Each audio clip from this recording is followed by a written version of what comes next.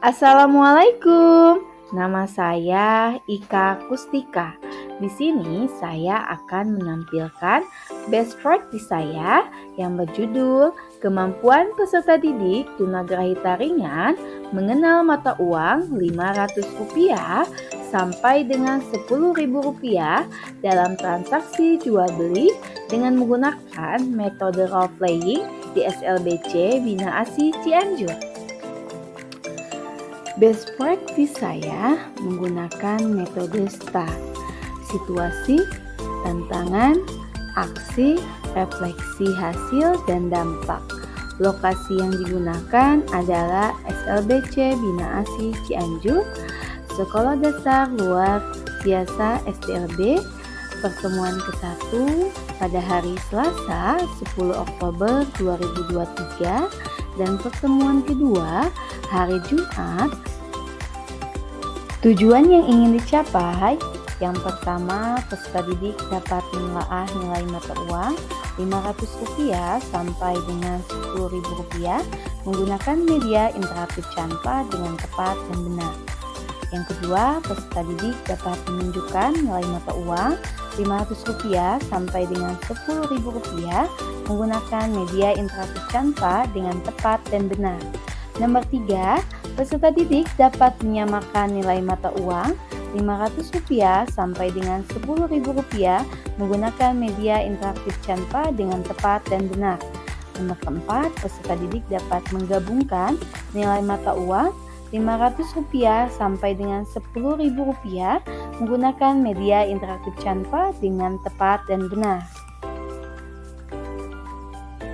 Jadi latar belakang masalah, mengapa best practice atau praktek baik ini penting dibagikan, apa yang menjadi peran dan tanggung jawab mahasiswa PPG Daljab.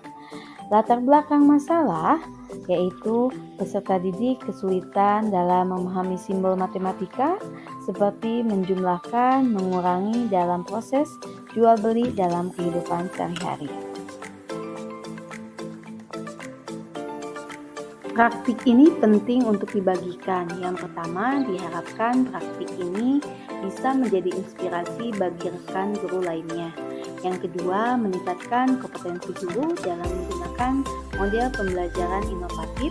Yang ketiga, meningkatkan kemampuan mengenal mata uang bagi peserta didik untuk proses kemandirian dalam hidupnya. Peran dan tanggung jawab guru dalam praktik ini.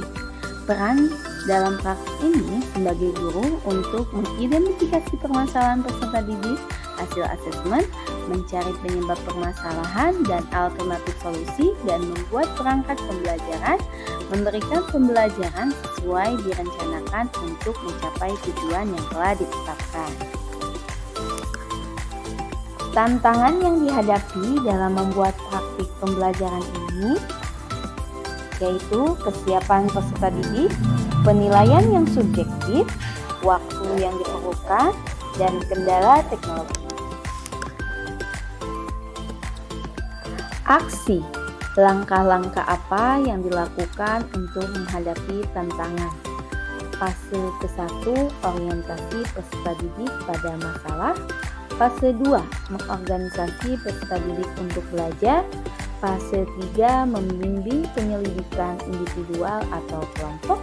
Fase 4, mengembangkan penyajian hasil karya. Fase 5, menganalisis dan mengevaluasi proses pemecahan masalah. Berikut adalah contoh video pembelajaran yang berlangsung di kelas. Ditambah 1.000 jadi berapa? 10.000. Satu lagi. 5.000 ditambah 2.000 ditambah 2.000 ditambah 1.000 jadi berapa? 10.000.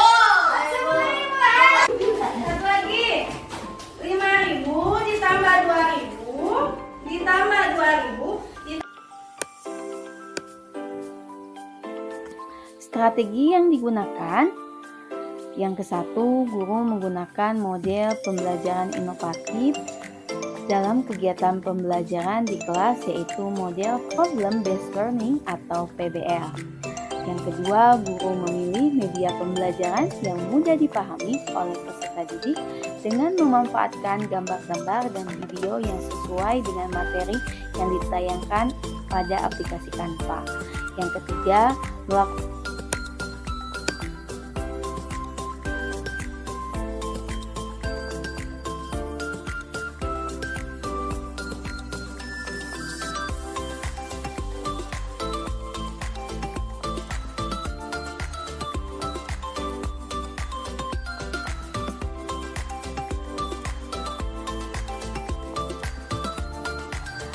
bagaimana prosesnya?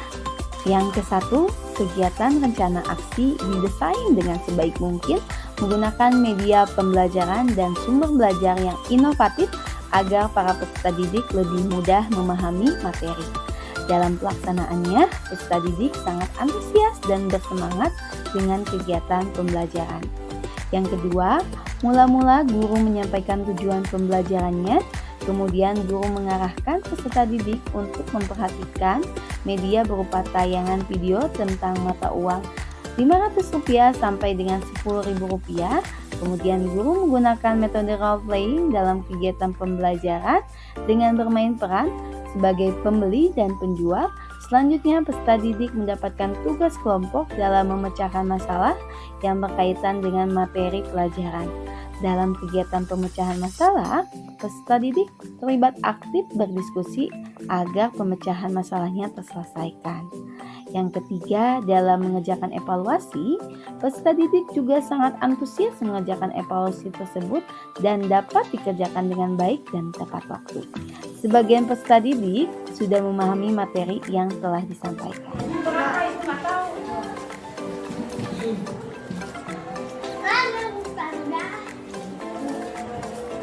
Berapa itu? Berapa? Ini. Mau sama-sama ibu. Berapa gitu? Oh iya hebat. Sekarang tukeran ya. Sumber daya yang diperlukan untuk melaksanakan strategi ini. Guru sebagai sumber daya manusia yang berperan dalam merancang desain proses pembelajaran di sekolah. Hal ini yang perlu disiapkan mulai dari sarana yang digunakan seperti proyektor, speaker, laptop, dan internet.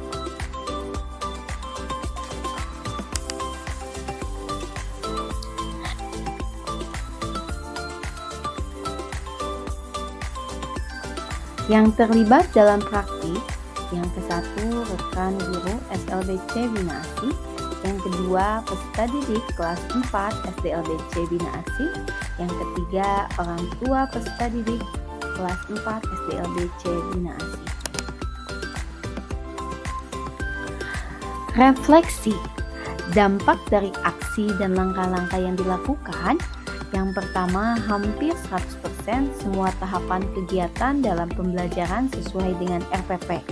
Yang kedua, penggunaan model pembelajaran inovatif, project based learning, pusat pada peserta didik dan video interaktif dapat membantu dalam menyampaikan materi sehingga meningkatkan hasil belajar peserta didik. Yang ketiga, penerapan TVEC dan penggunaan media yang tepat sangat membantu terhadap materi pembelajaran. Dibuktikan dengan hasil evaluasi pembelajaran 96% peserta didik mencapai nilai KKM. Apakah hasilnya efektif? Hasilnya sangat efektif. Di antaranya peserta didik sangat antusias dan termotivasi sehingga berpengaruh terhadap hasil. Bagaimana respon orang lain? Responnya positif diberikan oleh peserta didik, teman sejawat, dan orang tua peserta didik.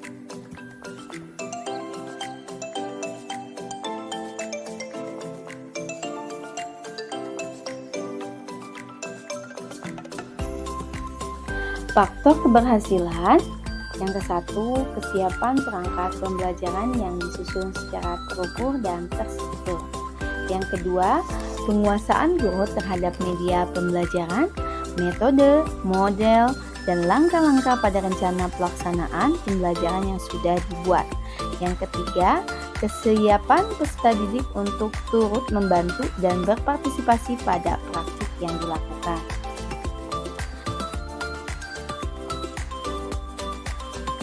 Apa pembelajaran dari keseluruhan proses tersebut? Pembelajaran yang dapat diperoleh dari proses kegiatan yang telah dilakukan oleh guru adalah guru harus merancang dan melaksanakan pembelajaran yang menyenangkan, bermakna, dan berpusat pada peserta didik dengan cara menentukan metode, model, dan media pembelajaran yang sesuai, sehingga dapat meningkatkan keaktifan dan kemampuan peserta didik dalam pembelajaran. Sekian penyampaian best practice saya. Saya Ika Kustika mengucapkan terima kasih. Wassalamualaikum warahmatullahi wabarakatuh.